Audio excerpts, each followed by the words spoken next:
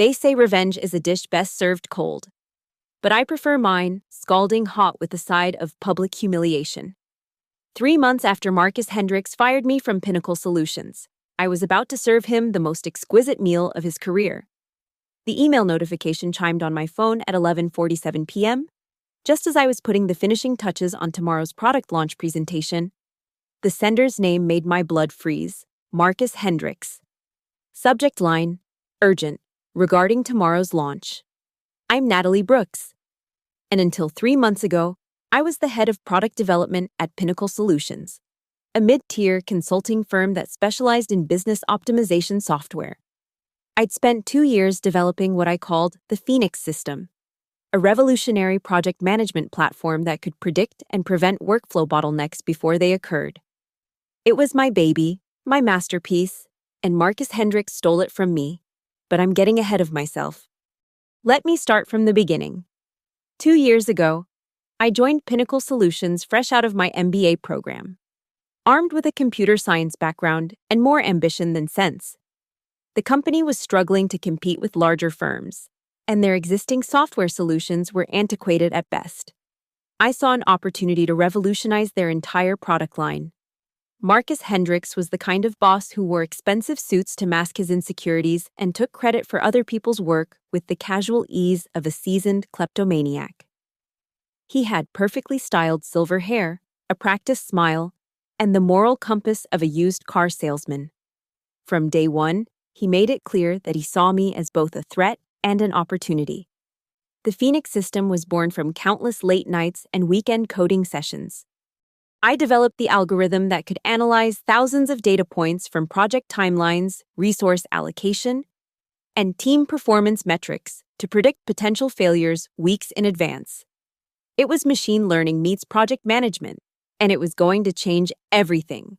Marcus showed interest in my work from the beginning, but not in the way a supportive boss should. He would schedule impromptu meetings to discuss my progress, always with that predatory gleam in his eyes. He'd lean back in his leather chair, fingers steepled, and ask probing questions about the technical specifications. I thought he was being thorough. I was naive. The first red flag came 6 months into development. I'd presented a prototype to the executive team, and the response was overwhelmingly positive. Marcus had smiled that plastic smile and congratulated me publicly. But, privately, he began implementing what I later realized was a systematic campaign to isolate me from the project. He started by restructuring the development team. Suddenly, I had 3 new senior consultants assigned to help with the Phoenix system. These weren't just any consultants, they were Marcus's personal loyalists, people who owed their positions to him and would do anything to stay in his good graces. The lead consultant was a Weasley man named Derek Paulson, who had the technical skills of a goldfish but the political instincts of Machiavelli. He began scheduling meetings about the Phoenix system that I wasn't invited to. When I confronted Marcus about this, he gave me some nonsense about streamlining communication and reducing redundancy. The second red flag was when Marcus began asking me to document every aspect of the Phoenix system's development. He framed it as ensuring project continuity and maintaining proper records for compliance. I spent weeks creating detailed technical documentation, flowcharts, and code explanations. I essentially handed him a blueprint for stealing my work. The third and final red flag came when Marcus began excluding me from client presentations. The Phoenix system was generating serious interest from potential buyers, and suddenly I was no longer invited to demonstrate the software I'd created. Marcus would come back from these meetings with glowing reports about client enthusiasm, but I was increasingly sidelined from the business side of my own project. I should have seen it coming, but I was so focused on perfecting the technology that I missed the office politics unfolding around me. Marcus was playing a long game, and I was a pawn who didn't even know she was on the board. The end came on a Tuesday in March. I arrived at the office to find Marcus waiting in the conference room with HR Director Janet Mills and Derek Paulson. The atmosphere was funeral quiet, and I knew immediately that something was wrong. "Natalie, please have a seat," Marcus said, his voice artificially solemn. "I'm afraid we need to discuss some serious concerns about your performance." What followed was a masterclass in corporate character assassination. Marcus had compiled a file of supposed performance issues, missed deadlines, and team conflicts. Most of it was fabricated or taken so far out of context that it bore no resemblance to reality. He claimed that I'd been difficult to work with and that my negative attitude was affecting team morale. The coup de grace came when he accused me of intellectual property violations and unauthorized sharing of proprietary information. He claimed that I'd been shopping the Phoenix system to competitors and had breached my employment contract. It was a complete fabrication, but he had Derek Paulson there to corroborate his story. "We're going to have to let you go, effective immediately," Marcus said, his tone suggesting that this decision pained him greatly. "Janet will escort you to collect your personal belongings." I was stunned. 2 years of work, my entire career trajectory, destroyed in a 15-minute meeting. I wanted to fight back, to defend myself. But I was too shocked to form coherent arguments. They'd caught me completely off guard. As Janet walked me to my desk, I caught sight of Derek Paulson already moving into my office, a cardboard box in his hands. The symbolism wasn't lost on me. They were literally moving in before I'd even left the building. "I'm sorry, Natalie," Janet whispered as I packed my personal items. "This doesn't seem right." But not seeming right and being able to prove it were two different things. I signed the termination papers, accepted my severance package, and walked out of Pinnacle Solutions with my dignity in tatters and my life's work stolen. The next few weeks were a blur of anger, depression, and obsessive job searching. I applied to dozens of companies, but something was wrong. Potential employers who had seemed enthusiastic after initial interviews would suddenly go cold. Phone calls weren't returned. Follow-up emails vanished into the void. It took me a month to figure out what was happening. Marcus was sabotaging my job search. Through a friend at a competing firm, I learned that Marcus had been giving me devastatingly negative references, painting me as a difficult employee who had tried to steal proprietary information. He was systematically destroying my reputation across the industry. That's when I decided to fight back. I started by hiring a lawyer, thinking I could pursue legal action for wrongful termination and defamation. But Marcus had covered his tracks well. The performance issues he'd documented were subtle enough to provide legal cover. And without concrete proof of his sabotage campaign, I had no case. Legal action was out. But I had other options. I knew Marcus better than he realized. I'd spent 2 years watching him operate, learning his tactics, understanding his weaknesses. If I couldn't beat him in court, I'd beat him at his own game. The first step was gathering intelligence. I reached out to former colleagues who had left Pinnacle Solutions, people who had no love for Marcus, but had kept quiet to protect their own careers. What I learned was illuminating.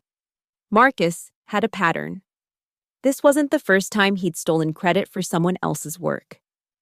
3 years earlier, he'd forced out a senior developer named Tom Martinez after appropriating Tom's customer relationship management system. 2 years before that, he'd claimed credit for a data analytics platform developed by a team he'd subsequently disbanded. But Marcus had a weakness: his ego. He couldn't resist taking credit publicly. And he had a tendency to embellish his achievements. He'd been telling investors and potential clients that he'd personally developed the Phoenix system, going into technical details that he clearly didn't understand. I started documenting everything, every interview where Marcus claimed credit for my work, every presentation where he demonstrated software he couldn't have built, every technical detail he got wrong. I built a comprehensive file of his lies and exaggerations.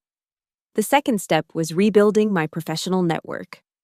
I reached out to former colleagues, clients I'd worked with, and industry contacts. I was careful not to badmouth Marcus directly. That would have seemed petty and unprofessional. Instead, I focused on rebuilding relationships and subtly correcting misconceptions about my departure from Pinnacle Solutions. The breakthrough came when I reconnected with Dr. Amanda Foster, a former client who had been impressed with my work on the Phoenix system. She was now the CTO at Meridian Technologies, a rapidly growing software company that specialized in business automation tools. I heard about what happened at Pinnacle she said during our coffee meeting. That's their loss and potentially our gain. We've been looking for someone with your specific skill set. Meridian Technologies wasn't just any company, they were Pinnacle Solutions' biggest competitor. They had the resources to develop cutting-edge software and the market position to challenge Pinnacle's dominance. Most importantly, they had no love for Marcus Hendricks. I joined Meridian as senior product manager, and Dr. Foster gave me carte blanche to develop a new project management platform. I couldn't recreate the Phoenix system exactly, that would have been actual intellectual property theft. But I could build something better. I called it the Prometheus platform. Where Phoenix had been reactive, Prometheus was proactive. Where Phoenix had focused on identifying problems, Prometheus focused on optimizing solutions. I took everything I'd learned from developing the Phoenix system and improved on it exponentially. The development process was different this time. I was older, wiser, and more paranoid. I documented everything, kept detailed records of my contributions, and made sure my work was legally protected. I also built a team of developers who shared my vision and were invested in the project's success. Working at Meridian was like being released from prison. Dr. Foster was the kind of leader Marcus pretended to be: supportive, collaborative, and genuinely interested in innovation. The company culture encouraged creativity and rewarded results. For the first time in months, I felt like myself again. But I hadn't forgotten about Marcus. While I was building Prometheus, I was also monitoring his activities. Through industry contacts and social media, I tracked his presentations, his interviews, and his increasingly grandiose claims about the Phoenix system. Marcus had indeed launched Phoenix, but the reality was far from his promises. Without me to maintain and improve the code, the system was buggy and unreliable. Customer complaints were mounting, and several high-profile implementations had failed spectacularly. Marcus was desperately trying to fix problems he didn't understand in software he hadn't built. The irony was delicious. Marcus had stolen my work, but he couldn't maintain it. He was like a car thief who had stolen a Formula One race car but didn't know how to drive stick shift. Meanwhile, Prometheus was nearing completion. Dr. Foster had arranged for a public launch event, inviting industry leaders, potential clients, and technology journalists. It was going to be the software industry event of the year. That's when Marcus made his fatal mistake. 2 weeks before the Prometheus launch, he announced that Pinnacle Solutions would be unveiling Phoenix 2.0 at the same technology conference where we were launching Prometheus. It was a direct challenge, and he was confident that his upgraded version would overshadow our new platform. I almost felt sorry for him. Almost. The night before the conference, I was in my hotel room making final preparations when that email arrived. Marcus had somehow gotten my personal email address and was reaching out with what he probably thought was a devastating message. Natalie, the email began. I hope you're prepared for tomorrow's presentation. I've been looking forward to showing the industry what real innovation looks like. I trust you'll learn something about professional software development from watching Phoenix 2.0 in action. Best of luck with your little project. Marcus. The condescending tone was pure Marcus. He couldn't resist the opportunity to gloat, to remind me of my supposed inferiority. He was so confident in his superiority that he was essentially taunting me on the eve of battle. I smiled as I crafted my response. Marcus, thank you for the well wishes. I'm equally excited to see what you've been working on. Tomorrow should be very educational for everyone involved. Natalie. I kept it brief and professional, giving him no indication of what was coming. Marcus had always underestimated me, and tomorrow I was going to show him exactly how costly that mistake could be. The conference was held at the Downtown Convention Center, a massive complex that housed the city's biggest technology events. Both Pinnacle Solutions and Meridian Technologies had prominent booths in the main exhibition hall, and both companies had reserved time slots for major presentations. Marcus had pulled strings to get the earlier time slot, clearly hoping to set the tone for the day and steal thunder from other presenters. His presentation was scheduled for 10 a.m., mine for 2 p.m. He wanted to establish Phoenix 2.0 as the benchmark against which all other platforms would be measured. I arrived early and made my way to the exhibition hall. The energy was electric, with hundreds of industry professionals networking and exploring the latest innovations. Pinnacle Solutions' booth was impossible to miss. Marcus had spared no expense on flashy displays and promotional materials. At 9:45 a.m., I took a seat in the presentation auditorium. The room was packed with industry leaders, potential clients, and technology journalists. Marcus had generated significant buzz for Phoenix 2.0's, and everyone was curious to see what Pinnacle Solutions had developed. Marcus took the stage at precisely 10 a.m., resplendent in a tailored navy suit and his signature confident smile. He looked like a man who owned the world. And for a moment, I remembered why his charisma had been so effective. "Ladies and gentlemen, thank you for joining us today," he began, his voice carrying easily through the packed auditorium. "I'm here to introduce you to the future of project management software. Phoenix 2.0 represents a quantum leap in business automation technology." What followed was a masterclass in corporate showmanship. Marcus had clearly rehearsed his presentation extensively, and his slides were professionally designed and visually impressive. He spoke with authority about machine learning algorithms, predictive analytics, and workflow optimization. But I knew something the audience didn't. Marcus didn't understand the technology he was describing. He was reciting technical specifications he'd memorized, using buzzwords he'd learned from my documentation, and explaining concepts he'd never actually implemented. The demonstration portion of his presentation was where things began to unravel. Marcus had prepared a scripted demo showing Phoenix 2.0 analyzing a sample project and generating optimization recommendations. It was designed to showcase the system's most impressive features. Except the demo was obviously pre-recorded. The live analysis was actually a video file playing on his laptop, carefully edited to show only the system's successful outputs. Any experienced developer in the audience could see that the responses were too quick, too perfect, too polished to be genuine. But Marcus's real mistake was in the technical Q&A session. Dr. Richard Chen, a respected industry analyst, asked a detailed question about the algorithm's handling of resource allocation conflicts. It was exactly the kind of question that someone who had actually developed the system would answer easily. Marcus stumbled. He gave a vague response about proprietary optimization techniques and advanced algorithmic solutions.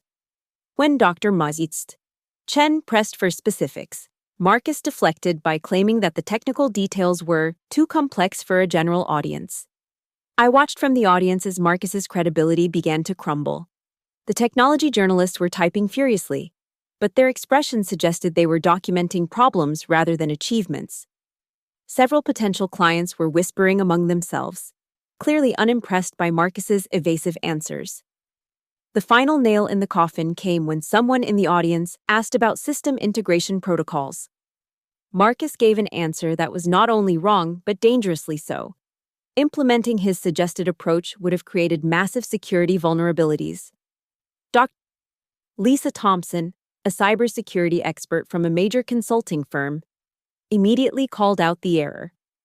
"I'm sorry, but that implementation would leave your client's systems completely exposed to SQL injection attacks. Are you seriously recommending that approach?" Marcus's face went pale. He mumbled something about reviewing security protocols and working with specialized teams. But the damage was done. The audience had seen through his facade. The presentation ended with polite but lukewarm applause. Marcus had positioned Phoenix 2.0 as revolutionary, but he delivered a performance that raised more questions than it answered. The technology press looked skeptical, and several potential clients were already heading for the exits. As Marcus left the stage, he caught sight of me in the audience.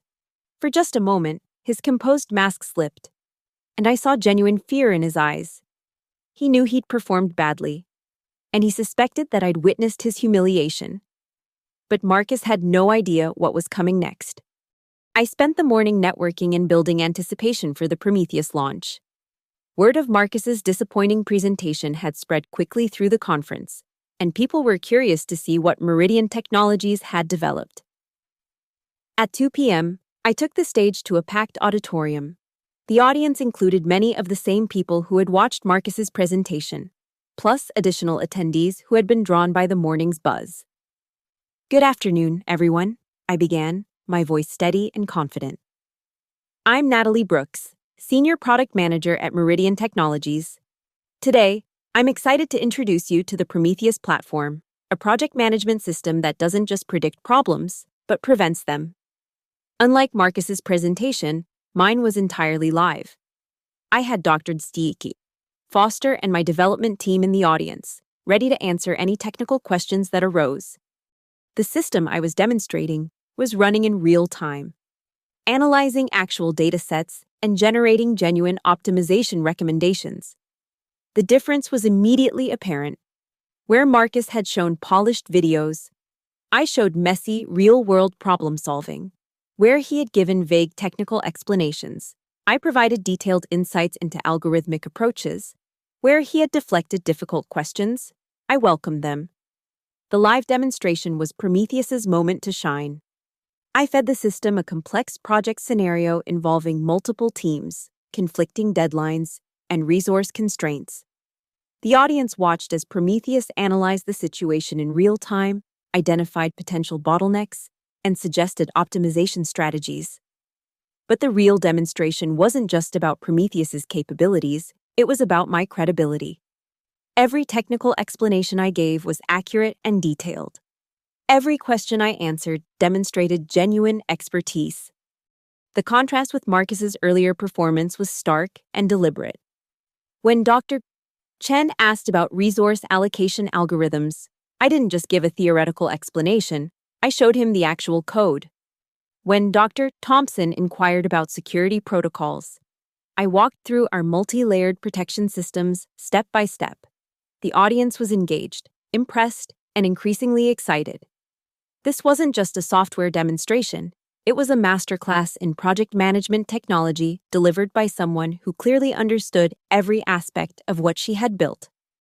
Then I delivered the knockout punch. "I want to address something that some of you might be wondering about," I said, my voice carrying a slight edge. "Some of you attended this morning's presentation of Phoenix 2.0. You might have noticed some similarities between that system and Prometheus." The auditorium went dead silent. Everyone knew what I was implying, but nobody was sure how far I would go. The truth is, Phoenix was based on preliminary research I conducted while working at Pinnacle Solutions. However, the implementation you saw this morning has some significant flaws that we've corrected in Prometheus. I brought up a side-by-side comparison showing Phoenix's architecture versus Prometheus's design. The differences were subtle but important. Prometheus was faster, more secure, and more scalable. More importantly, I could explain exactly why these improvements mattered. The Phoenix system that was demonstrated this morning has several critical vulnerabilities, I continued, my voice remaining professional but firm. The resource allocation algorithm is prone to infinite loops under certain conditions. The security implementation has the SQL injection vulnerability that Dr. Thompson identified, and the machine learning model hasn't been properly trained on diverse data sets. The audience was riveted. I was systematically dismantling Marcus's presentation without mentioning his name, using technical facts that anyone could verify. It was professional character assassination executed with surgical precision. Prometheus addresses each of these issues, I explained, showing detailed comparisons. We've implemented recursive loop prevention, multi-layered security protocols, and trained our machine learning models on diverse, real-world datasets from over 10,000 projects. The Q&A session that followed was electric. Every question gave me another opportunity to demonstrate my expertise and, by implication, expose Marcus's ignorance. When someone asked about the similarities between Phoenix and Prometheus, I gave a carefully crafted response. Innovation in technology often builds on previous research, I said diplomatically. What matters is execution, improvement, and understanding. Anyone can copy an algorithm, but implementing it correctly requires genuine expertise. The message was clear. Marcus had stolen my work, but he lacked the knowledge to execute it properly. I had taken my original research and improved it exponentially. creating something that was not only better, but demonstrably superior. The presentation ended with enthusiastic applause. Technology journalists were already typing follow-up articles, and potential clients were lining up to schedule demonstrations. Dr. Foster was beaming with pride, and my development team looked like they'd just won the lottery. But the real victory came in the exhibition hall afterward. The Meridian Technologies booth was packed with interested visitors, while Pinnacle Solutions' booth was notably empty. Marcus stood behind his display like a captain going down with his ship, his earlier confidence replaced by obvious desperation. The technology press was brutal. Within hours, articles were appearing that contrasted the two presentations. Prometheus outshines Phoenix in head-to-head software showdown, read one headline. Meridian Technologies demonstrates superior project management platform, read another. But the article that must have stung Marcus the most was published by Tech Industry Weekly, the sector's most influential publication. The headline read, "The Importance of Technical Expertise in Software Leadership, a Tale of Two Presentations." The article didn't mention Marcus by name, but it didn't need to. It described how one presentation had been delivered by someone who clearly understood every aspect of their technology, while another had been given by someone who appeared to be reciting memorized technical specifications without genuine comprehension. The industry had spoken, and the verdict was devastating for Marcus and Pinnacle Solutions. Over the following weeks, the consequences of that day became clear. 3 major clients canceled their Phoenix implementations, citing concerns about technical reliability. Several technology journalists published follow-up articles investigating the similarities between Phoenix and Prometheus, with some openly questioning whether Pinnacle Solutions had appropriately credited the original developers. Meanwhile, Meridian Technologies was flooded with inquiries about Prometheus. Dr. Foster had to expand the sales team to handle the demand, and I found myself being interviewed by industry publications and invited to speak at conferences. The final blow came 6 weeks later when Derek Paulson, Marcus's loyal lieutenant, reached out to me through LinkedIn. His message was brief and desperate. "Natalie, I know we didn't part on good terms, but I'm looking for new opportunities. Would you be willing to provide a reference?" Even Marcus's closest allies were abandoning ship. The Phoenix 2. Launch had been such a disaster that Pinnacle Solutions was restructuring their entire product division. Marcus's position was reportedly under review. I didn't respond to Derek's message immediately. Instead, I forwarded it to Dr. Foster with a note. "Interesting development. Thoughts?" Her response was immediate. "Karma's a bitch, isn't it?" 2 months later, Marcus Hendricks was quietly removed from his position at Pinnacle Solutions. The company announced that he was pursuing other opportunities, but industry insiders knew he'd been fired. His reputation was so damaged that he couldn't find another executive position in the technology sector. I heard through the grapevine that he'd moved to a smaller city and taken a mid-level position at a local consulting firm.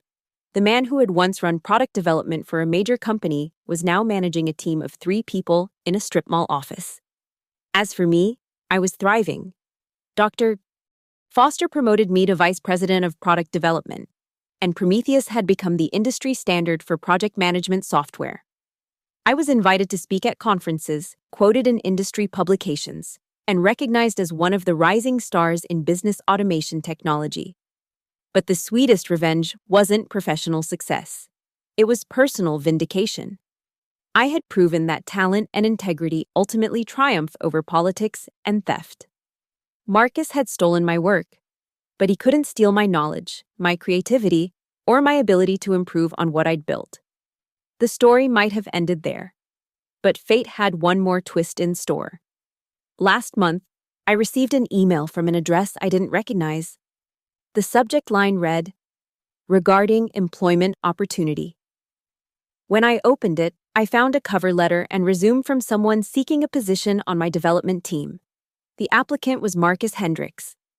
The cover letter was a masterpiece of desperation disguised as professionalism.